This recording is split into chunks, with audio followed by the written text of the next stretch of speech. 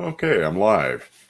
And this time around, I don't have to wait for it to come up on YouTube so I can mute it there. I actually got ahead of it this time and played something else, muted that, and switched over to the video on the YouTube side. So all is well with that. Finally getting my schedule settled in a little bit. I'm working nights now, 6 p.m. to 6 a.m. But on the plus side, it's usually only 3 days a week, so I got some time here and there. And I'm naturally suited to night shifts anyway. I'm usually up late at night and then sleep late in the day, just in my natural state. So it's not much of a problem from that end. It's just a matter of figuring out when I can get things done around the house. Mostly early morning, late afternoon kind of stuff. So, it's working out fairly good, but it just takes a few adjustments here and there. And like I said, the nice thing is it's going to be pretty much 3 days a week. As far as I know, it looks like I'm going to have Tuesdays off for a while anyway. I'm sure the schedule will change here in a couple of weeks. But, next Tuesday I'm off, so I'll be able to do a stream next Tuesday as well. After that, I'll kind of have to wait and see, but hopefully it'll be something regular enough to where I can definitely plan ahead a little bit. Who all we got here? We got Morgan Freedom, good to see you. Howard, Anthony Beccario, Kimberly Miller, nice to see you. Darla Allred, Debbie, good to see Debbie. Cynthia Weasley, 6 drops, always nice to see 6 drops. Cynthia Weasley, Billy Lee Lawhan, John Raymond, I got everybody. Mike Newby, Honey J Badger, Raymond. You're all here. Didn't really find anything out running around this week, but I did get one thing. Ma gave me this. It's a cast iron. It's a cemetery urn for putting flowers in at a cemetery. It's got a hole goes all the way through it. And this was actually on my aunt's grave for like 40 years. Mom moved it to a different one there in the cemetery and eventually decided just to bring it on home. There's no maker mark on it, but it's a pretty significant chunk of cast iron. Looks like it was cast in a few different pieces and cast together because there's a seam that goes right around here. I don't know if you can see it there, but there's a little gap in it. I don't know if I should try and fill that in or what with that. But I'm not exactly sure what I'll do with this. How I'll do it. I'll probably clean it up.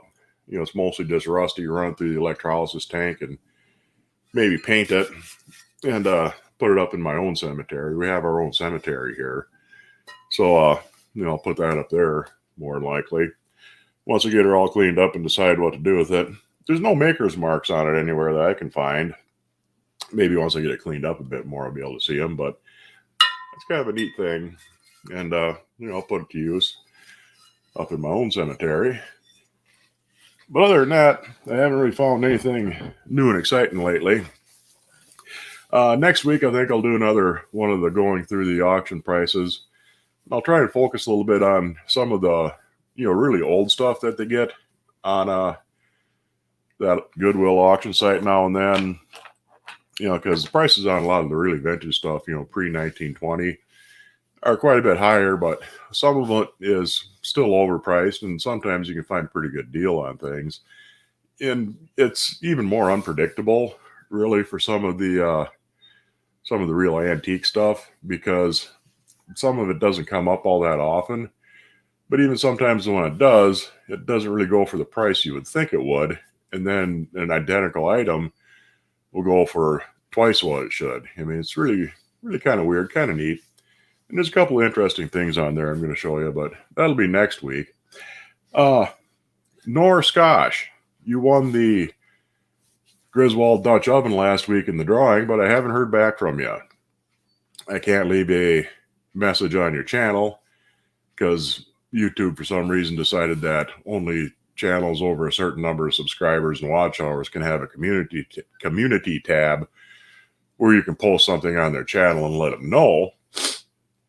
So I can't do that. I have put up a on my own community tab, when she first won, and I'll put another one out. But if you don't get hold of me by next Tuesday, I'll have a redrawing and somebody else will win the Dutch oven. If you do get a hold of me, I'll get it sent out. But if you get a hold of me after I give it away to somebody else, I'll find something else that I can give you. Have a spring-loaded skeleton hand pop out of the urn and leave it on the porch. Yeah, that'd work too. Me and you, Acres. Good to see you guys. Whoops. Fingers aren't working right. Gregory Green and Sandra House are here. Hello. Kettle Kitchen. Good to see you. Let's see. Yeah, I hear me and you, Acres, you guys had quite the storm up there. Had a little bit of a storm here last week, but nothing too severe. On your Wapak talk recently, I think you skipped over the chicken foot. I'd love to see what you know about that. Seems like it's the rarest Wapak. Yeah, they're not real common. I don't know if it's the rarest, but it is up there. Chicken foot Wapak on the P in the middle of the word Wapak has two little feet on it, little triangle. They call it chicken foot because it kind of looks like a chicken's foot. And there's some skillets and some things that have that particular logo on it. Also, they made sat irons, for ironing your clothes. You'd heat them up on the wood stove. And most of those had the chicken foot P on the, it says Wapak on the top of the handle. And a lot of them were the chicken foot P. So, but yeah, I don't really, don't know if it's the rarest, but it's certainly rare. And, it's pretty sought after. They don't go for nearly as much as the Indian head logo Wapak skillets do, but, they go for pretty much money. What do I think of national skillets? So underrated and they don't go for much, but light, awesome pans.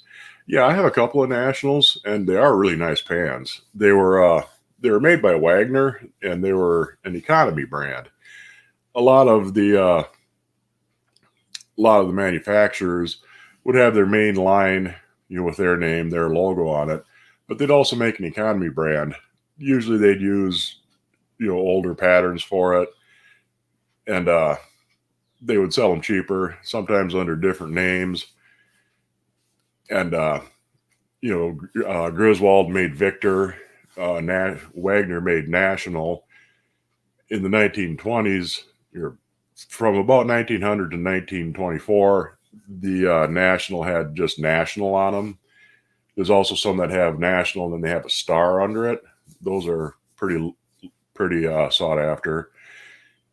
About 1924, they added the Wagner logo to it, and it said National up above. That had the Wagner logo in the center, and they kept making them up until about 1940. And yeah, they're real nice pans. Most of the economy brands, you think it'd be a lot cheaper, lower quality, but they're not. I mean, they're the same. Usually pretty much the same as their brand name pans, just a little bit cheaper at the time. And they don't seem to be really sought after, but they are real nice pans. And like I said, I have a couple of them. I have a national and I have a dual logo one.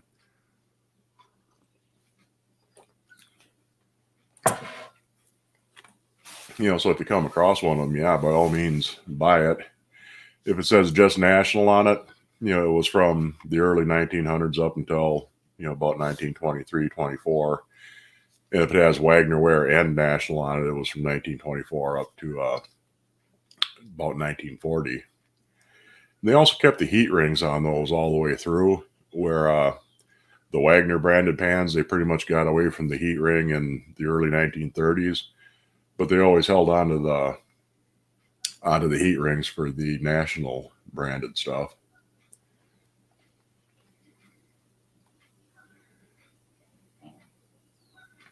Let's see.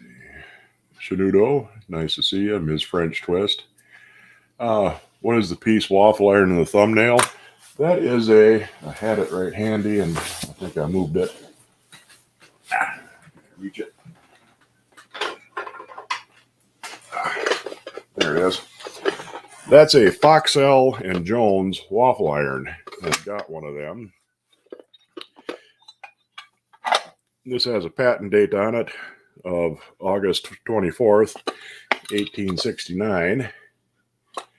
It was made by Foxell and Jones in Troy, New York. It's even got the base for it. Now, originally, this is the old style of waffle iron. Mid 1890s on up into 1900, they started in with the style of waffle irons that have handles on them where you can just open it with the handle. But from 1840 up till roughly 1890, they were this style. This would have had, like in the got to fit it on there just right. It only goes on the base one direction. There we go. This would have had a wire bail that would have attached back here at the hinge, would have come up, had a handle, and then from the handle there was another wire with a loop on the end that came down and hooked on this. You would have used it to flip the whole thing over when you were cooking, and the loop on the wire, when it was time to open it up, you would pull back on the handle and open them up like that. That's why they got them little hooks on there. You very seldom, if ever, find them that have the wire bail on them yet.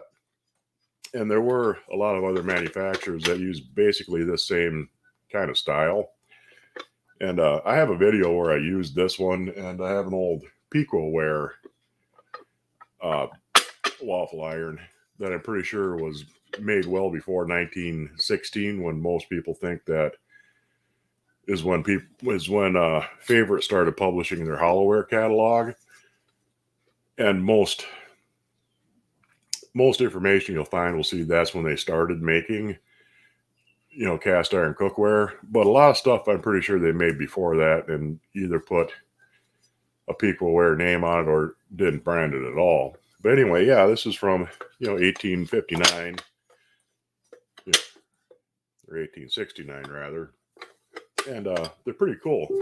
I got this fairly inexpensively, so this was a hell of a good deal. And finding it with a base was really, really, really nice. Let's see. Something beeping me on Facebook. Yeah, let's see. I can reach that Pico-ware too here. I think I'll show you that while I'm at it. Set that down where it's not going to get knocked over. Big stretch. Yeah, and that's that Favorite. And that's the same sort of thing. This one has holes in the little tabs there. So that probably had a little different kind of a style for the handle, but they flip over that way. Favorite Pico-ware. And the first ones listed in their first catalog were different. They had the handles on the side like you typically see on waffle irons. But rather than being one on top and one on bottom, they were side by side. There's kind of a little crook in the handles so that the handles were side by side on them. And they also had a different style logo. But yeah, I'm pretty sure that this was made before 1916 because this is a very old design for a waffle iron. And there was a company called GED. I forget the initials, but it was Davis. And they had been in business since the 1840s. And the man who founded the Favorite Stove Company was one of his partners. And I think when the Davis Company broke up, he wound up with some of the patterns and made it like this, because this is almost identical to a Davis waffle iron from 1840 up until the 1880s. And the Davis Company broke up, and some of the partners founded Favorite Stove Company, and the rest of them founded what was then called the Western Stove Company. So that's kind of how they came about. And like I said, I made a video using these two waffle irons, and they didn't work quite perfectly because they weren't really well broke in at the time. But I guess some of the history of Favorite in that. Let's see here. Any practical purposes for the low versus high bases on the vintage waffle irons? Yeah, the low bases like this one were meant to sit over the eye on a wood stove.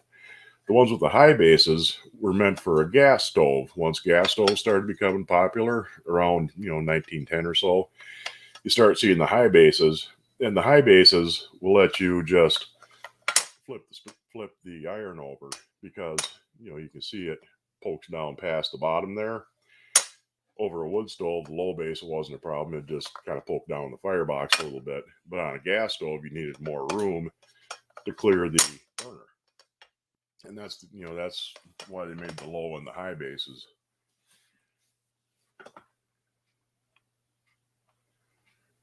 Let's see here.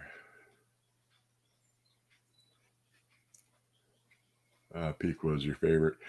Yeah, Peak was nice. Favorite cookware is really popular. You have a GF Feely St. Louis, number 78, and has a wooden handle. Yeah, I mean, it was, they kind of transitioned, in the 1890s, 1880s somewhat to the ones with the wooden handles like you normally see today. I got one sitting there, but that's kind of buried under stuff.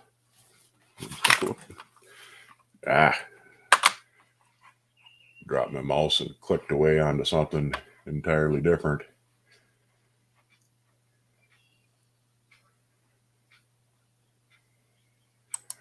Let me get back to StreamYard. There I am. Okay, didn't kill anything. Picked up 3 waffle irons, 1 Wagner with the bail and 2 with the square hinge one, which is Reading Railroad. No name on the other one. Huh. I know there's quite a few little like pot-bellied stoves and small ranges that were meant for use in rail cars that have railroad company names on them, and the manufacturer then would say such and such railroad, and a lot of those are pretty popular kind of collector's items. Picked up a high base Wagner waffle iron with spiral wire handles instead of wood. Yeah, a lot of them used the spiral wire as well, because they stayed cooler and they were a little more fire resistant. Let me set this aside.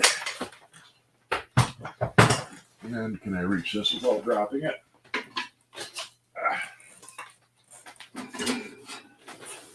Oh yeah, this is my old Wagner waffle iron, July 26, 1892, which is pretty much when they started. And it's D Wagner, number 9 and 10. And yeah, that had the base with the bail on it. Got one little chunk knocked out of one of the mirrors, but other than that, it's nice shape. And yeah, a lot of the Griswolds, especially after about 1910, had the spiral wire handles on it. With the wood handles, if you had it over the top of your wood stove, you could scorch the wood on them. So a lot of them switched over to the spiral wire handles, and they stayed a little bit cooler. But yeah, that's a nice old waffle iron. I got to use these here a little bit shortly. I try and use everything at least occasionally, because it keeps it in, keeps the iron in a lot better shape if you use it every now and then. So I'm gonna have to make some waffles before too long. But yeah, that's an example of a base with a bail handle on it, and an example of a really old Wagner waffle iron, because that's goes right back to the start of the company in 1892. I can set that down without causing too much problem. Let's see. Blanch and fiddleheads. Yeah, we're a little bit past the eating stage on the ferns around here. They're just a little bit too big. That's some great stuff. Yeah, I've had that waffle iron for decades. I don't remember where we got it or where it came from. You'd like to have a waffle iron, but you haven't found one yet. Yeah, they've been the price has kind of gone up on the waffle irons. Like a Griswold waffle iron with a base goes anywhere from 130 to 160 usually. A Wagner with a base is a little bit less, but not very much. You can find ones that are just the paddles, without a base, depending on the brand, usually anywhere from $50 to $100. There's a pretty good spread on a lot of that stuff.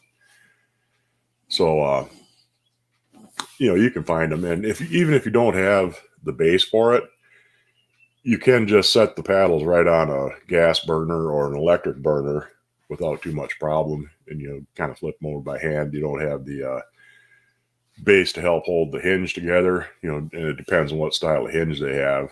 But it's not terribly difficult to use them just right directly on a burner too, if you don't have a base. Bases by themselves are hard to find, and they usually are kind of expensive. I showed one last time we did the auction prices. They went for like $200, which was way out of line, but 75 to 100 for just a base by itself isn't uncommon, especially if it's a Griswold base. And with the Griswolds, I have an Alfred Anderson Kroomkaka iron, but that was made by Griswold, and the base for that is the same as any other number 8 Griswold base. So sometimes you can find Kroomkaka irons cheaper that have a base with them, and you can use your Griswold waffle iron on that base at the same time. And you can still find them cheaper here and there, antique shops, flea markets, things like that. But on auction sites, like I said, the Griswolds usually go about 150 for a iron with a base. And like I said, or you can just find the paddles and use it right directly on your stove and kind of hope for the best, trying to find a base later on.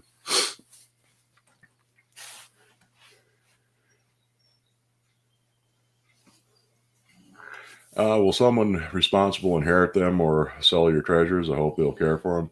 Yeah, my kids like cast iron, so they'll probably end up with quite a bit of it. Some of them might get sold off. Hard to say. I'll be dead by then. So fried chicken and waffles, yeah, you bet. How long have I been collecting? Well, I pretty much always use cast iron, both me and my wife. So, we accumulated a few bits and pieces here.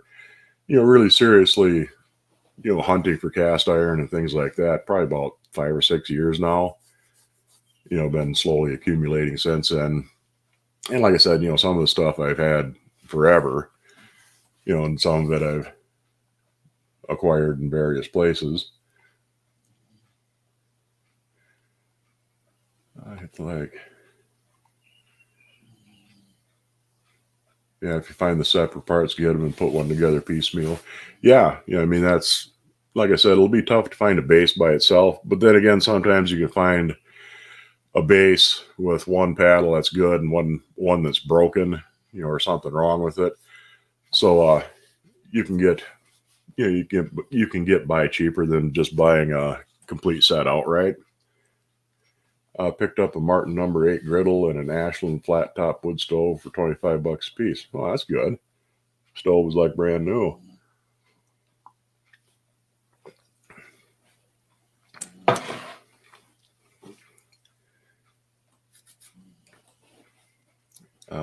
Billy Lee, where are you getting your stuff? You need a griddle. Got one, but 2 is better. Yeah, and there's a lot of griddles out there, both round ones and, round griddles and the rectangular ones. So, the prices are all over depending on what they are, and if they're marked or not. Most of your round griddles, you can get anywhere from 25 to 75. Some of the older Erie and Griswold stuff goes higher, of course, some of the really vintage Wagner. But a round griddle, usually most of them you'll find are about 10-inch, a little either side of that. And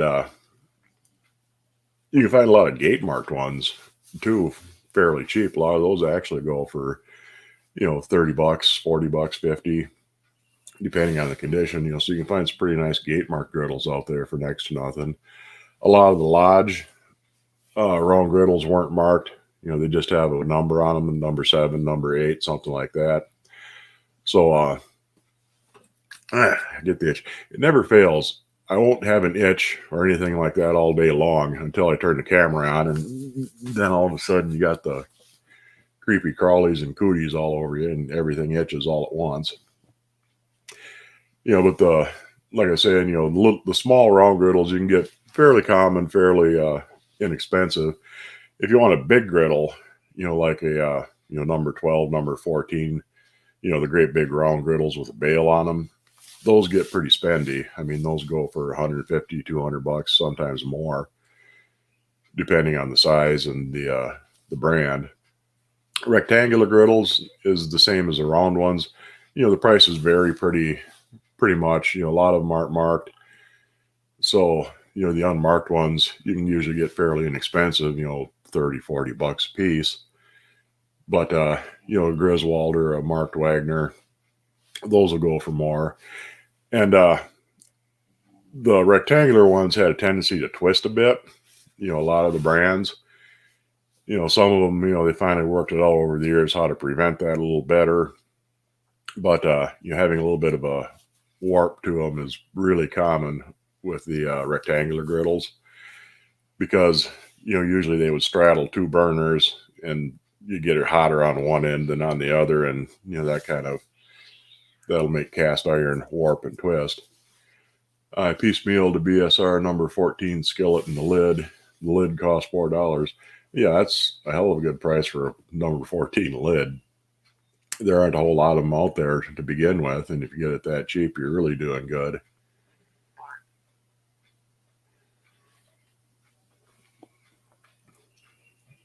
And like I said, a lot of times I'll buy something, a Dutch oven or a skillet and a lid, where the Dutch oven itself is in really bad shape, or the skillet is really battered, but the lid isn't too bad. I'll buy it just for the lid sometimes, because, lids on their own, especially if it's like I said, the more marked it is, the more expensive. But I've seen lids by themselves go for, $100 on up. A lot of times you can find them 50, 60, 70, but even so, I mean, you'll end up paying a lot of times more for a lid than you will for the skillet that it fits. You have a rectangle skillet to make your cakes in. I'd like to find a square griddle, but I've never seen one here ever.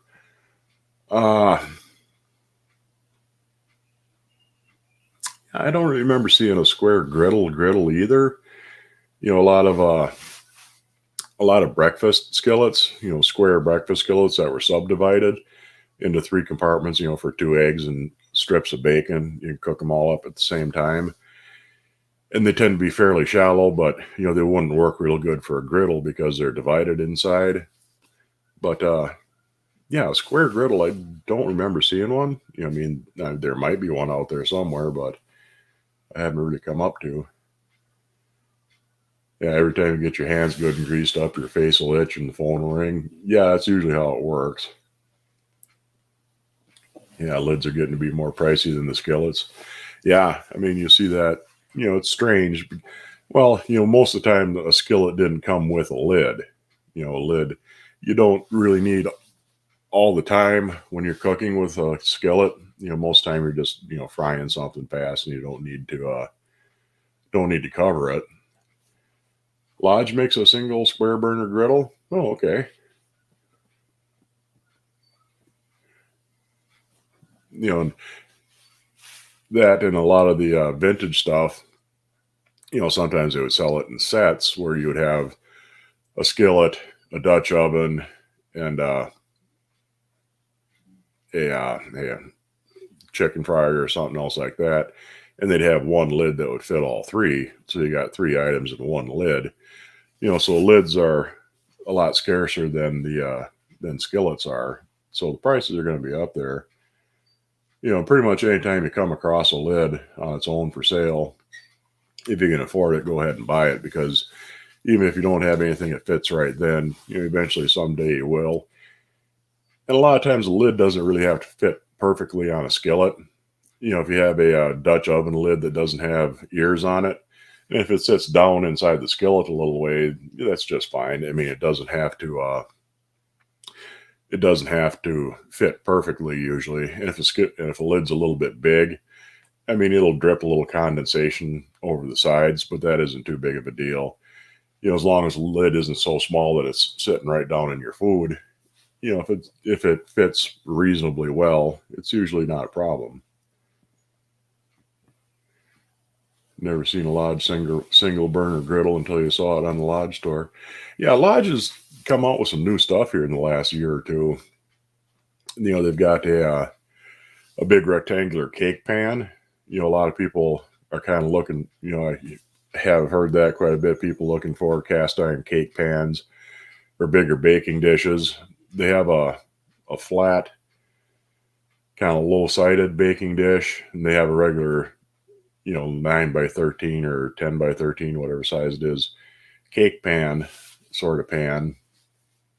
So they got some pretty new stuff out there the last year or two. So it's definitely worth, you just Google Lodge cast iron and the Lodge store comes right up and you can order right directly from them. And they have lids, up to, I think, I'd have to look and see. I know they have 3 or 4 different sizes, a couple sizes either way of their number 8, 10 1/4 inch lids. So those are definitely out there. And I think the number 8s are like 27, $28 a piece. And Lodge number 8 lids fit a lot of different things. So it's a good investment if you're looking for a lid. Do the glass lids work? Yeah, you find one that fits. Most of the glass lids work pretty good.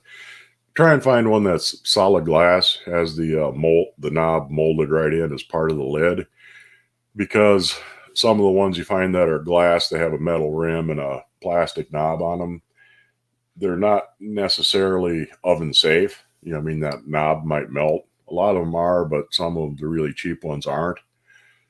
But if you find a glass lid that fits, yeah, it'll work just perfectly. And in fact, a lot of the Griswold and Wagner Dutch ovens from the mid 1950s on up came with a glass lid.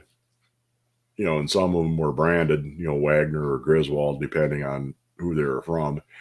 And a lot of them actually came from the factory with glass lids. So, yeah, it's definitely something worthwhile. Lodge makes glass lids, yeah, I'm not surprised they would.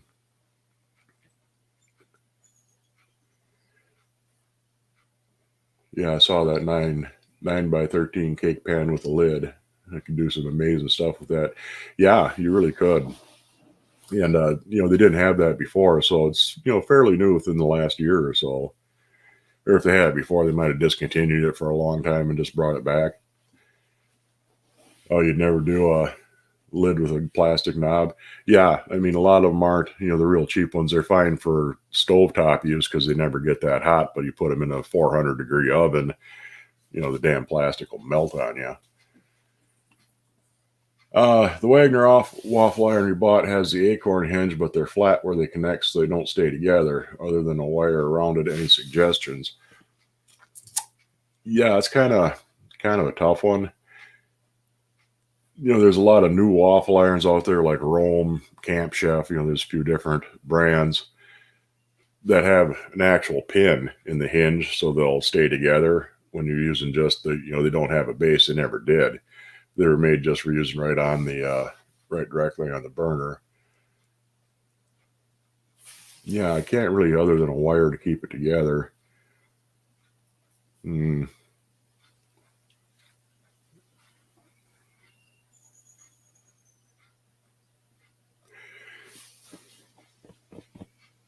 Yeah, right offhand, I can't think of anything. I'm sure you could probably fabricate something. Give them a little time, a little dealie that would slip over that knob and still let you open it without having to take it off. Yeah, I'd have to do a little thinking on that. But if you're really careful with them, you can, flip them over. You can just, let me see if I can reach that.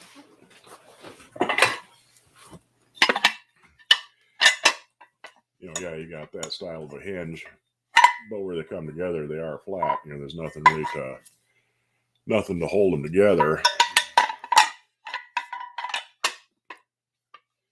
There is a little tab and a little notch in the handles that kind of keep the handle end together. But if you squeeze on the handles wrong, it'll want to kind of sit right there. You could, find a piece of, copper tubing or some sort of plumbing fitting that you could slide over that knob. You'd have to slide it off to open to open them up. But something like that would probably work. If you found like a, 1-inch copper connector, something like that, that would probably work to hold them together on that side. So set that back down.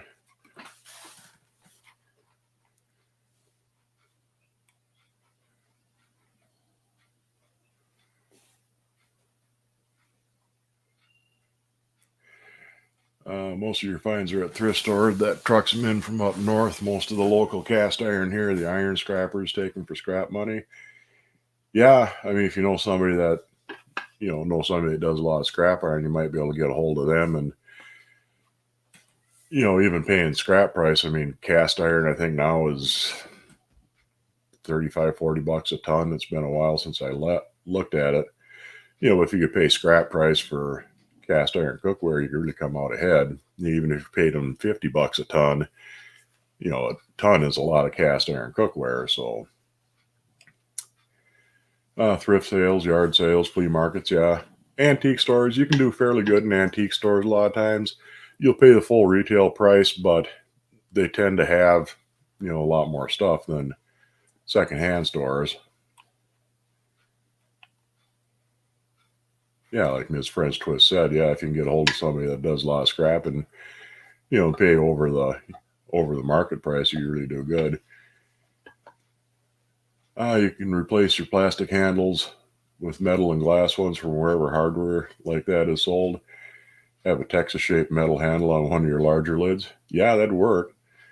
I've got a Le Creuset lid that I use for quite a few things. And when I got it, it has ears on it to cover the pour spouts. One of the ears was broke off, and the knob was broken. So I just put a brass knob on that. It's a drawer pull. I just put a brass knob on it and ground the other ear off, and works great for a lot of things.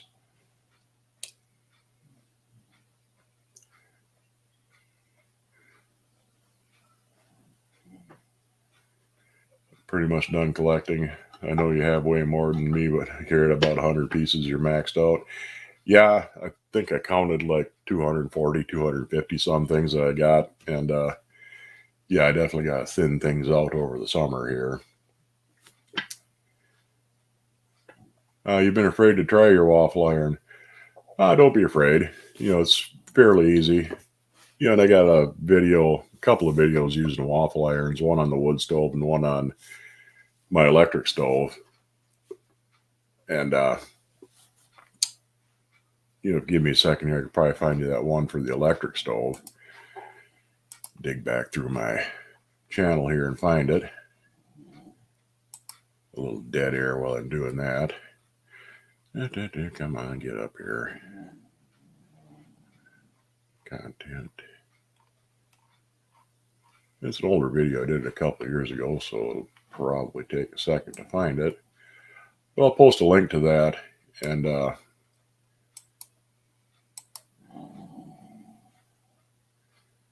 that'll come in handy. I'm using it on the that 1892, the one I just showed you, that Wagner waffle iron on my electric stove. It's fairly easy.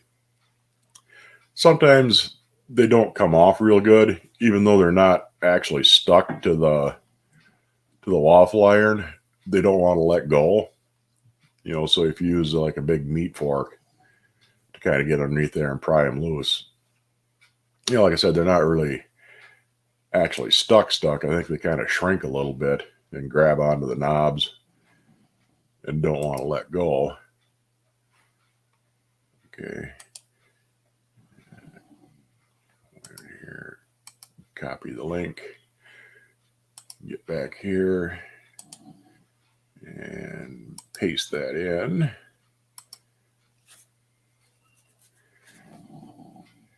And see that come. There you go. Yeah, that's the link to a to a waffle making video. I find thrift stores not a good source as the cast tends to go out the back door, if you know what I mean. Yeah, well, cultivate a relationship with somebody who works at a Goodwill or Salvation Army, a thrift store. Blackmail them if you need to, but you could probably get it in with those guys and do pretty good. You got 12 pieces and you're done. Yeah. I mean, a lot of the fun of collecting cast iron is finding it and restoring it. Not so much just having piles and piles of stuff. Like I said, I'm going to start thinning things out here, sell off a bunch of it and give away some of it over the summer.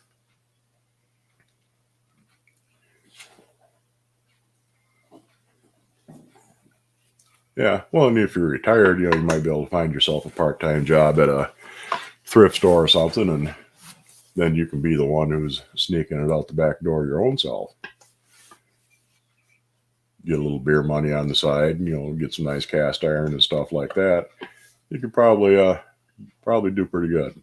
But yeah, there's the link for that waffle making video, and I walk you through it, and you can work it out from there.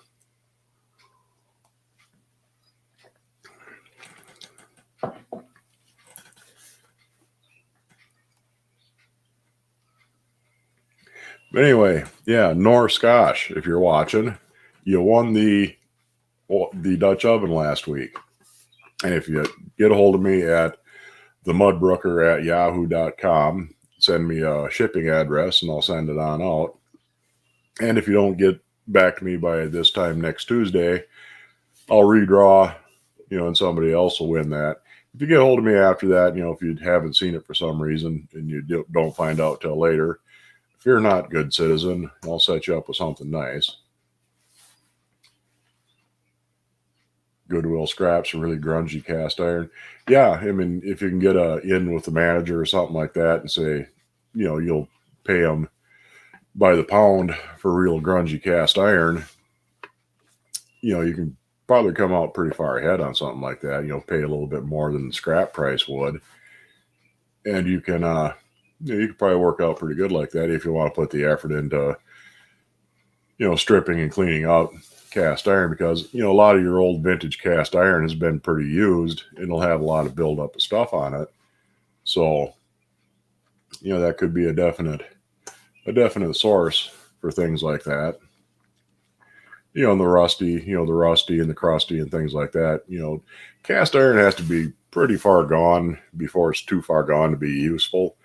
I mean, you can clean up some pretty bad stuff, and even if it has some pitting on it, it's still definitely usable. I mean, it'll affect the value if it's something vintage, but yeah, you can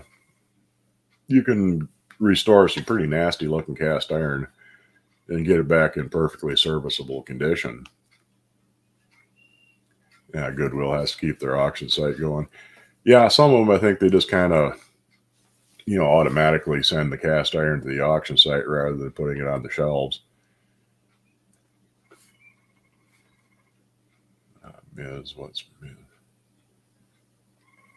Ms. French Twist.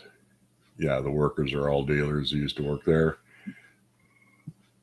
I'm sorry.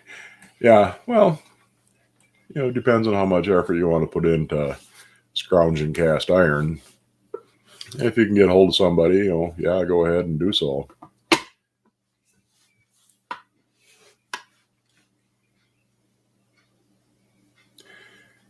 Okay.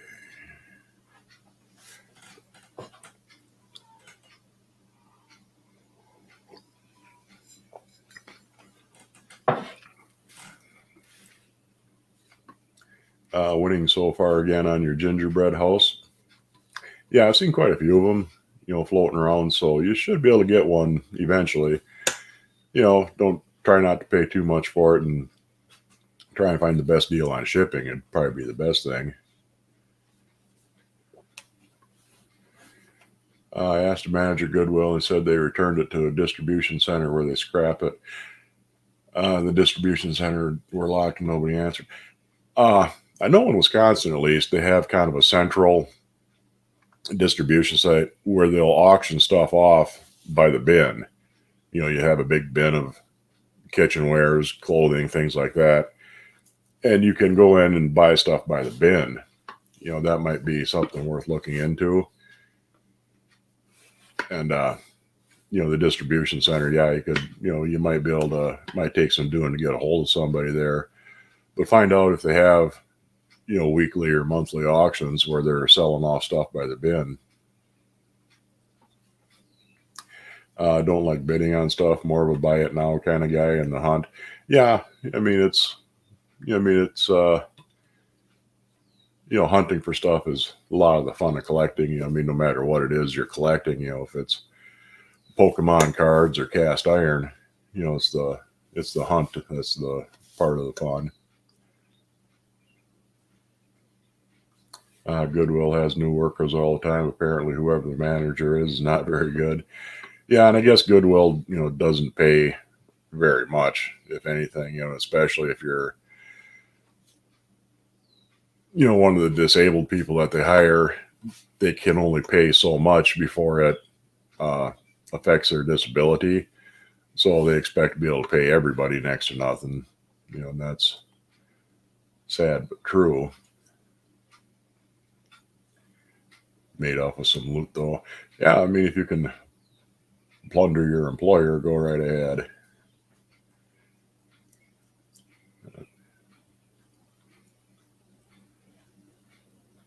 Go to timeout. Your chest is hurting from laughing.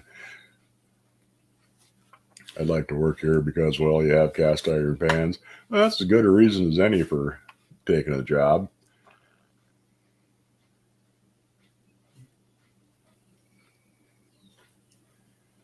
We are getting a little workout here. Who needs a gym? You're right.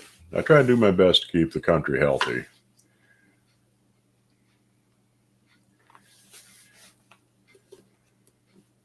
Yeah, the gingerbread house is being very elusive. Shipping is a killer. Yeah, and shipping's only getting worse. Because a lot of the shippers are tacking on fuel surcharges, and even if the price of fuel goes back down, they'll leave the surcharge on forever and ever. Because as long as they can get away with charging whatever they're going to charge, that's what they're going to charge. Yeah, you'd work there for free cast iron. Yeah, I probably would. Then again, I'm kind of strange. So fun here. Love to teach about all this. Well, thank you. Yeah, I try and keep it as fun as I can. Close off a couple of these extra tabs I got going. What's my most favorite piece of cast iron?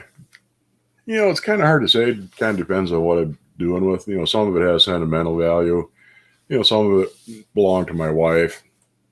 I've got my late mother-in-law's BSR enamel chicken fryer. That's kind of nice. Things like this, that I've had forever. Some things, just kind of work nice. I got a little made in Taiwan skillet, and that's my favorite for making fried potatoes because it really browns nice. It's just a little cheap made in Taiwan skillet that I got for, 50, 75 cents at a thrift sale. And it works great. Did my family cook with cast iron? Yeah, they did. Nothing really, no real unusual pieces, just your basic skillet type things.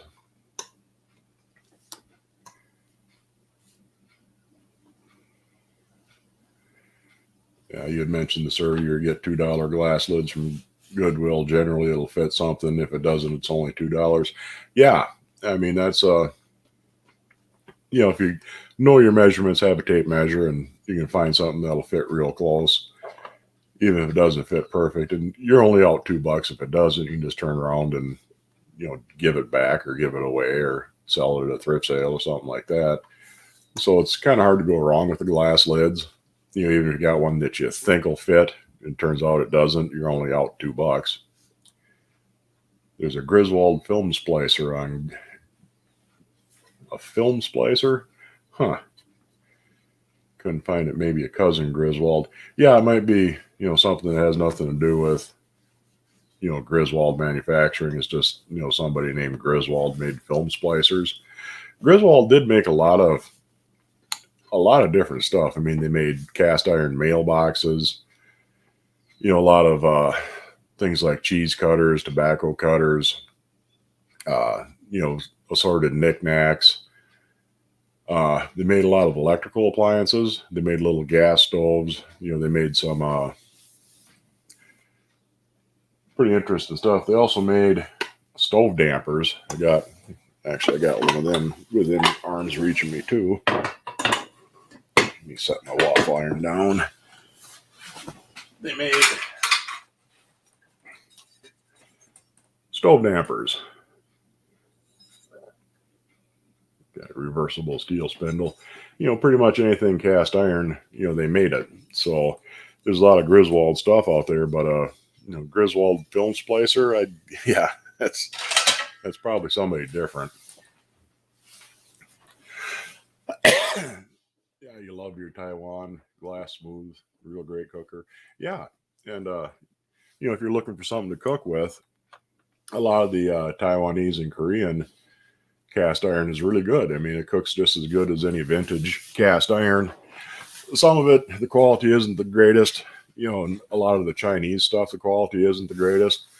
But it seems like a lot of the made in Taiwan and Korea things are pretty good. So, if it looks like a good pan, it probably is. I mean, you should, even when I'm buying stuff, I tend to look at the pan first, see what, how well made it is, what good quality is before I look at the brand name.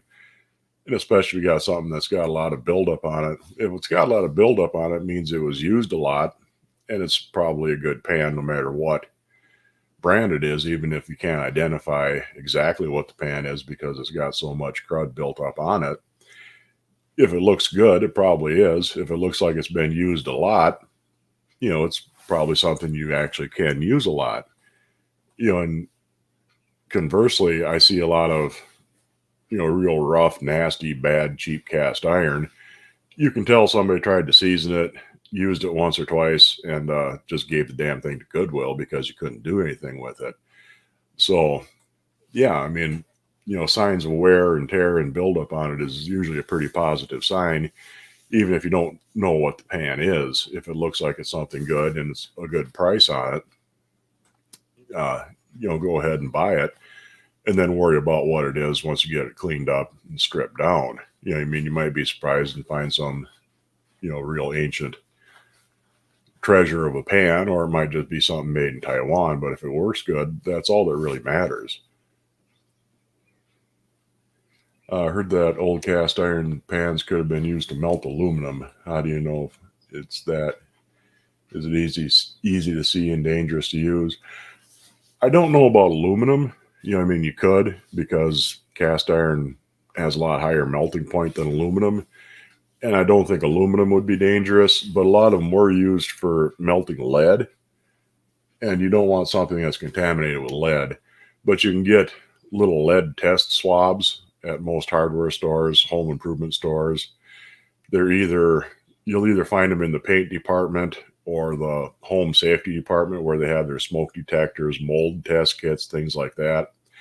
They're not terribly expensive. For melting lead, at least, probably aluminum too.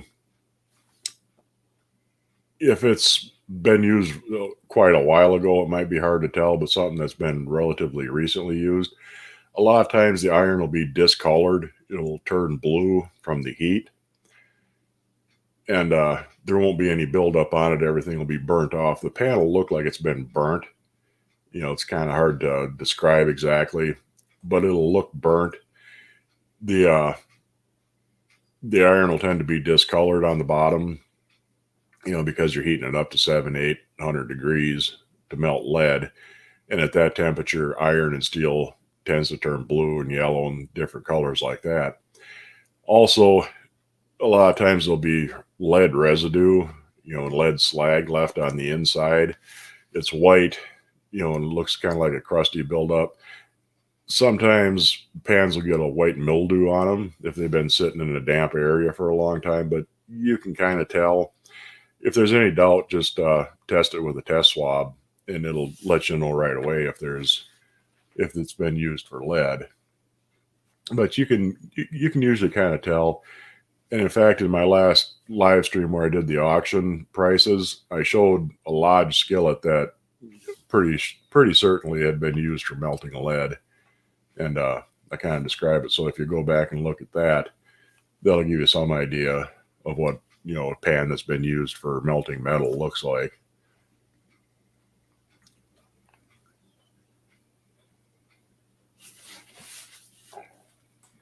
Yeah, your brother got a Korean and smooth, feels a lot like a Lodge. It cooks good too. Yeah, like I say, it's easy to become a snobbish connoisseur, when you're finding vintage pans and things like that. But don't overlook, some of the imported stuff. I mean, it works. A lot of it works great. And if you get good at spotting what good cast iron looks like, you won't have any problem. You can see what a good pan looks like. A good pan, basically. If it's got a real nasty, grainy, sandpapery texture to it, and if it looks cheap and clunky, it's real heavy for its size, usually that's a sign that it's not a good pan and isn't really worth bothering with. But something that's, fairly smooth, fairly light, has a nice fine grain texture to it, yeah, it's definitely a winner.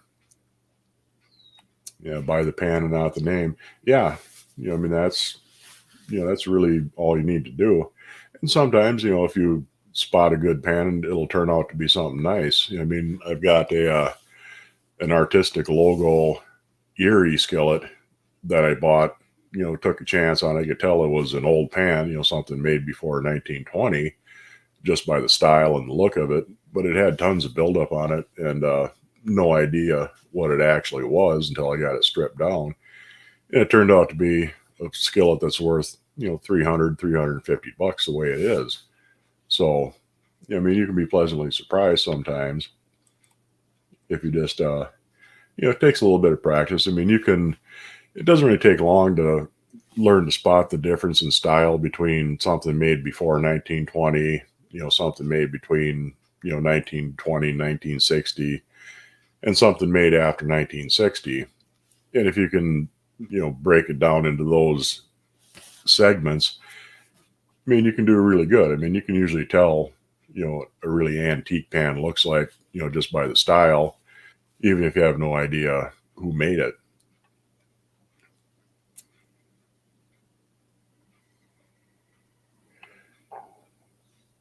Question for the expert. Does cast iron stoves, the 4-burner stoves, 4 legs, 2-burner, tabletop gas stoves, are they orificed for natural gas or propane? A lot of them were originally for natural gas or even coal gas, but you can get different orifices for it. It can be kind of a pain to find them, to find the right sizes and the right ones. And you can just change the orifices out. It's best if you get hold of an appliance repair guy who has, some experience with gas stoves, and, figure out what different orifice you need for it. And some of them you can, regardless of the gas, you can adjust it enough that it'll work on pretty much anything. So, generally they were originally made for natural gas, but it's real easy to convert them over to propane.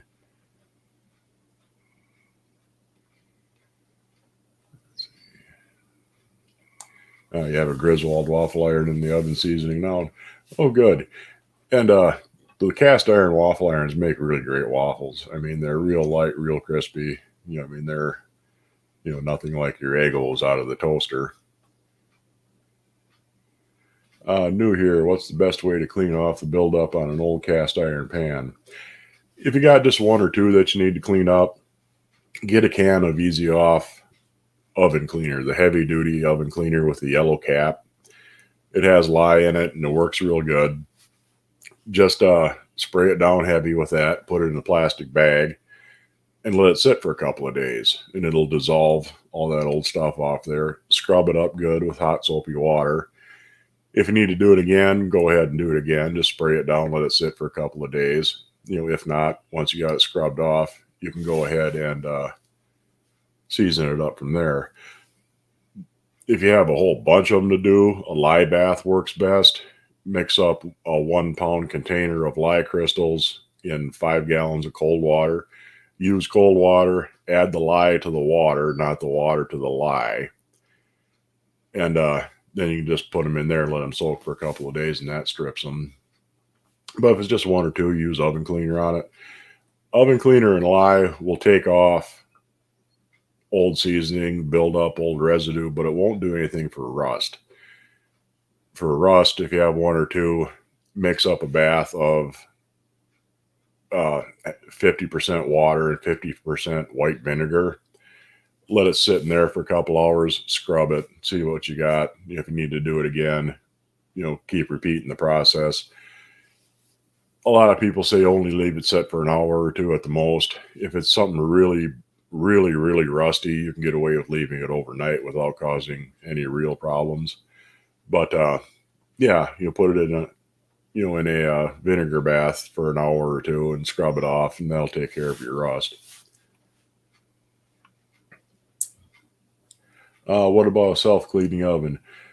No, that tends to be too hot, really, and you can actually start a fire in your oven if you have a lot of buildup that is burning off, because what you're doing is you're burning off the residue. It won't heat evenly as it should, and yeah, it will take that residue off, but it tends to leave them really rusty. So after that, you end up having to use a vinegar bath on them.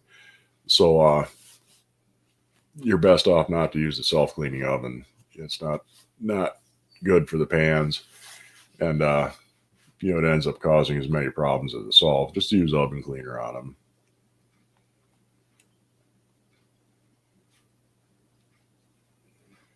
Got a free made in Taiwan combo cooker and cleaning up to use on the grill. Yeah, I mean, free iron is good.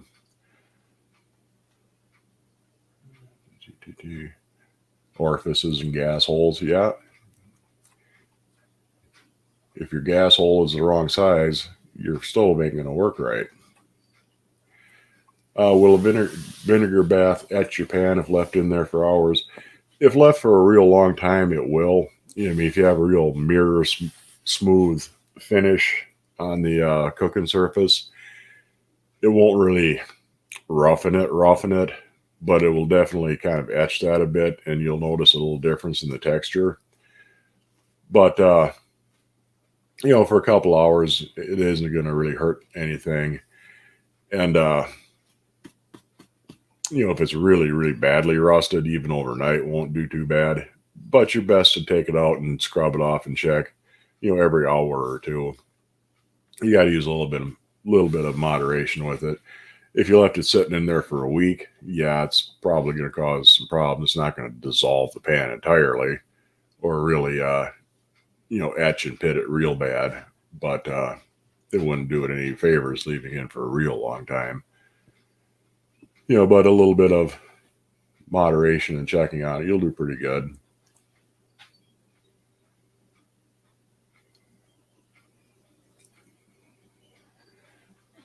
Your friend had to buy 2 new stoves and almost a partial divorce. Burning out ovens, self-cleaning cast iron. Yeah, it's it's not really a good idea. I mean, if you got 2 or 3 pans with real heavy buildup, you can actually start a fire in your oven, because there's enough oil and enough carbon in that buildup that it can catch fire too, and it's not good for the pan. So best not to do it. Prices for cast has come down some for sellers. Do you think so, Mud? Yeah, the prices have kind of stabilized and settled down a bit, in the past few months. During the pandemic, they really went wild because a lot of people were concerned about, fuel supplies, whether or not they're going to have electricity. They wanted something they could use, on an open fire, and cast iron is best for that. So there was a huge demand all of a sudden for cast iron. I mean, it has been ramping up on its own over the last, 5 or 10 years. A lot more people have gotten interested in cast iron. But the pandemic really kind of kicked off a wave of panic buying and really drove prices up. And it's settling down now. So it's going to be higher than it was years ago. But, everything that's pretty natural.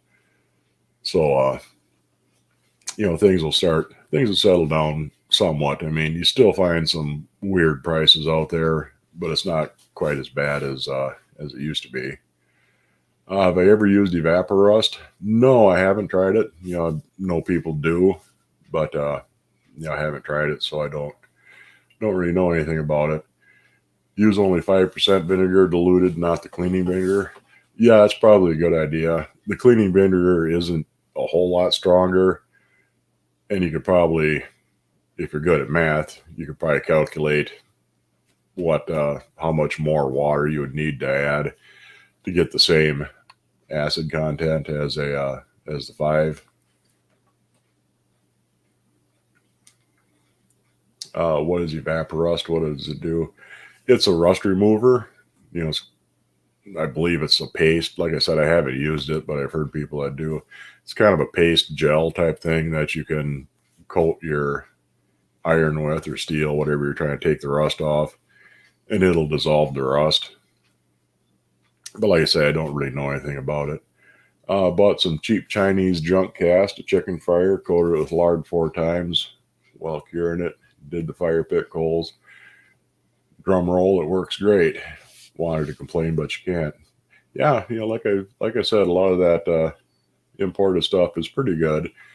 Just learn to weed the good from the bad, and you'll do fine.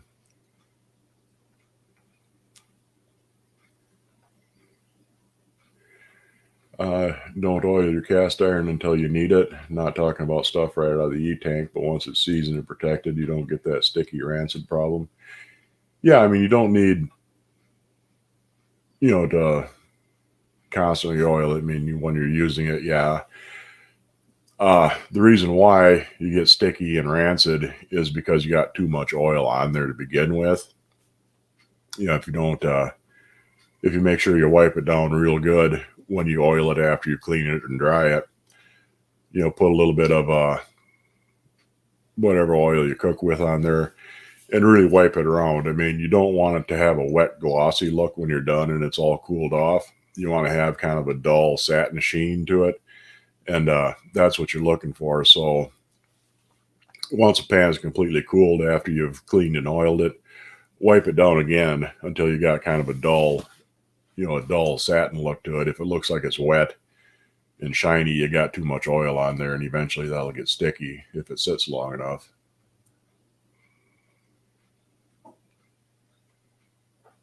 Didn't want to take your house chicken fryer up to the mountains on horseback to move cattle. That's why you bought the Chinese pan, a great trail pan. Yeah, I mean, a lot of that, imported stuff you can get dirt cheap. It's great for camping and things like that, because if it gets left behind or broken along the way, it's not a big loss. Use a lye tank for rust, half and half vinegar, water, and a spray bottle. Start scrubbing, works great. Yeah, that'd work too.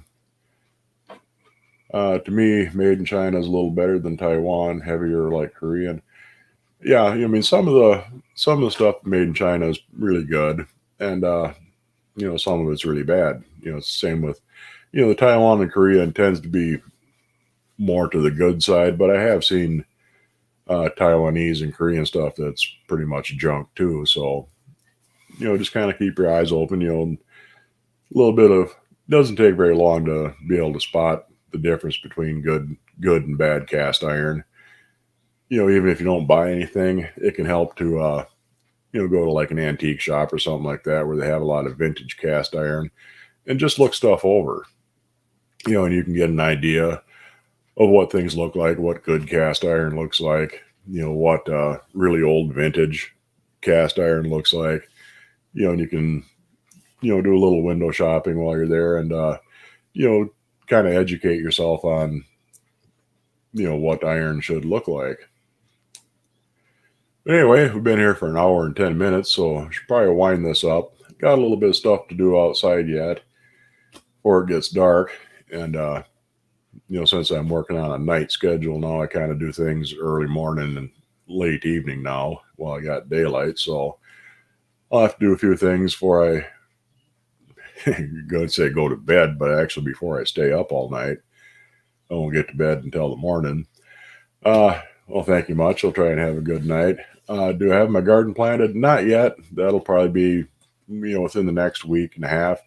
We had frost the night before last. Normally you don't plant gardens around here until the last week of May, first week of June, usually more towards the 1st of June, after Memorial Day anyway.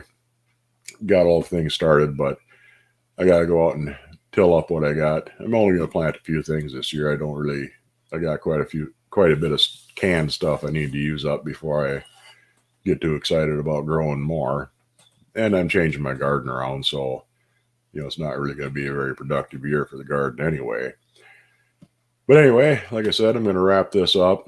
Of course, Norskosh, get a hold of me at themudbrooker@yahoo.com with a shipping address, because you won the Griswold Dutch oven. And if you don't get a hold of me before next Tuesday we'll be having a drawing again for a Griswold Dutch oven. So we'll see what happens between now and then. And I'll see you guys next week. Next Tuesday, I'll be doing a Tuesday show again, because that, for the next couple of weeks anyway, that's how my schedule is going to work out. And if I have to change it, I'll try and let you know beforehand, give you enough warning that you can be here or be somewhere else. But anyhow, I'll see you all next time, and good night.